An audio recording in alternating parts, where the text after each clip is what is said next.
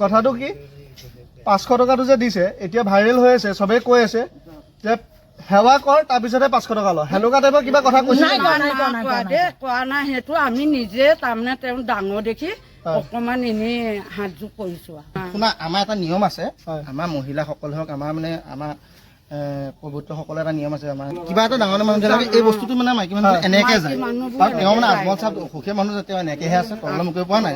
কিন্তু তেওঁ যদি খাৰা হৈ থকা নাই, মাইকী মানুহে সেৱা পইচা লৈ এনেকে গুচি যায়, খাৰা হৈ থকা নাই, থিয় হৈ থকা নাই। কিন্তু তেওঁ বহি আছে নাই, ওপৰতে কথাটো কাৰণে ওপৰতে মুখ কৰিব পৰা নাই, তেওঁ অসুবিধা হৈছে মানে আমাৰ মাইকী মানুহখিনিও অসুবিধা হৈছে, সেইকাৰণে পইচাটো এনেকে মানে চাপৰি গৈছে। চাপৰি আচলতে চাপৰি গৈছে, সেৱা কৰিছে বুলি মানুহবোৰ বহুত হৈছে তেওঁতো বহি আছিলে, সেইকাৰণে মানে সেৱা কৰা লিখীয়া লাগিলে, কিন্তু সেৱা কৰিছে যদিও তেওঁতো কোৱা নাই যে সেৱা কৰক। ইয়াত হিন্দু মুছলিম এই যে সাম্প্ৰদায়িক যিটো আমাৰ বাৰ্তা, এই বাৰ্তাটো আমাৰ বৰ বেয়া বাৰ্তা হৈছে। আজমল চাহাবে যি 500 টকা দিছিলে, আমাৰ মহিলাসকলৰ এটা আমাৰ ইয়াৰ মহিলাসকলৰ, মই বেলেগ ক'বলৈ নাযাওঁ, আমাৰ গাঁৱৰ মহিলাসকলে জ্যেষ্ঠজনক দেখিলে উৰণিখন মূৰলৈ অকণমান চাপৰি চাপৰি অভ্যাস এটা আছে। গতিকে সঁচাটো কি যে ঠাইলৈ আহি জানি লৈ প্ৰচাৰ কৰক। আজি আজমল চাহাবে যিখিনি ভাল কাম কৰিছে সেইখিনি কেলৈ প্ৰচাৰ কৰা নাই?